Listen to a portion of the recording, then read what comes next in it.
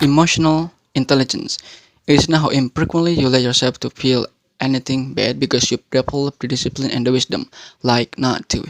It is not how easier you could possibly choose to think whatever you like to think, or how you let it affect you, or even how pleasantly you react to any given situations. But to me, the true emotional maturity, it is merely about how thoroughly you let yourself to feel everything, anything whatsoever come at all sudden, without even you well prepared. That's how I define the definition of emotional maturity. It is simply knowing that the worst thing could possibly happen, and just acknowledging it. That was just the feeling at the end of the day. That would be it.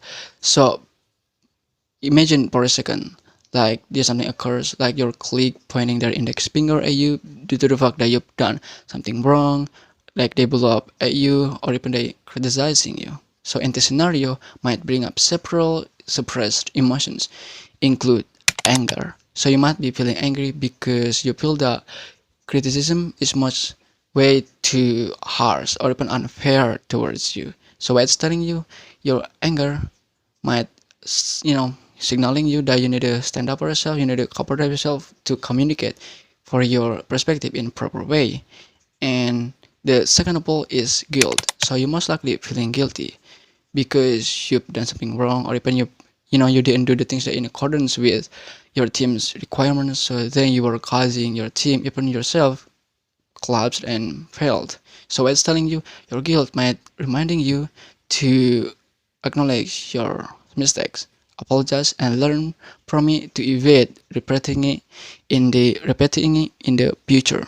And the third of all is fear. So you might be terrified of getting another criticized or making another mistakes. So it's telling you your fear might be urging you forward to brush up your skills, to level up your skills, and seek out for guidance to build your confidence, or even to reduce the chances of the future's error.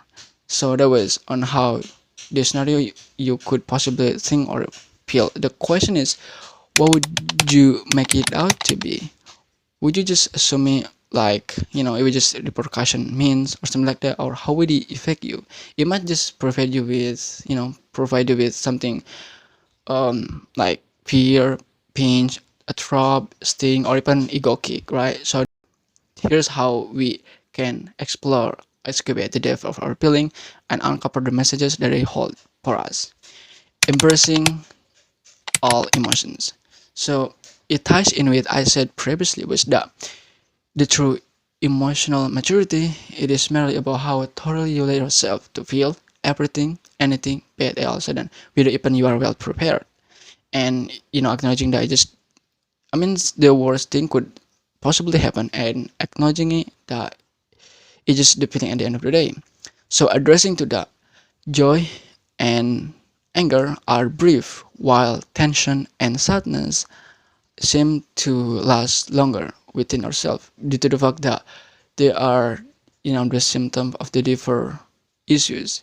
And so we get to understand that our emotional experiences are not necessarily associated to incidents, but rather they are sort of indicators of underlying issues. And when the so once we experience all of those emotions, both anger and the joy, they are implicitly you know pleading, pleadingly. So basically they are pleading in nature, but when the tension and sadness linger, it signals that there are deeper rooted causes at play, meaning they causes often originate from the past experiences, like what we had, like the past traumas, for example. And yeah, but you get to acknowledge that all of this feeling, just the feeling at the end of the day. That would be it. This is contrary feeling, nature of feeling. So feeling are fleeting, but we oftentimes strongly believe that it is about to linger over times, and we just barely acknowledge that feelings are something along the lines of clouds. If you look at the sky, and there's like clouds like passing by in the sky, like they come and they go. So acknowledging them in that way, you implicitly seem, or even allowing it to drift by, and allowing you to experience them in a short moment without even you getting stuck in them. So understanding that, it helps us to explore and get rid of the unnecessary feeling with a greater ease. Fear of emotions. And so once we feel, and I think we oftentimes start to to suppress our emotions and feeling, and that's basically you sort of like prevent the unnecessary feeling, or even like the necessary feeling too. But as a result, we grew up believing that our feelings, our emotions, are much way too intense and inappropriate. So this leads us to a cycle where we hide our true emotions, like fearing they will be diminished or criticized. The true emotional maturity, by definition, comes from allowing ourselves to fully experience any sort of emotions whatsoever comes, as I said previously.